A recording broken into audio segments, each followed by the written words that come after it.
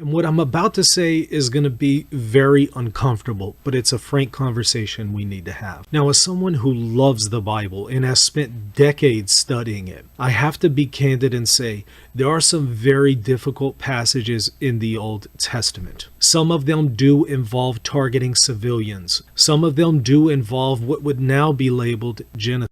Some of it involves the authorization of putting men, women, and children to death, although keeping young women alive for the Israelites. How young? The Hebrew word indicates it's young enough to not know the difference between right and wrong. I'll let you figure out how young that is. And I'll also let you figure out what they were keeping them alive for. There are some passages that don't deal with certain immoral issues as severely as needed. For example, rape does not incur the death penalty, at least not for the women who are not betrothed to anyone. Instead, if an Israelite rapes a woman, he pays a fine and then he's required to marry her. There are some very, very difficult issues that we find in the Old Testament. And sadly, I have to actually include Catholicism in this because, as I've shown, there are cases of the magisterium authorizing the targeting of innocent civilians in church history. And tragically, the Bible was used in part as justification for that. Now, you might argue that was an abuse of the Bible.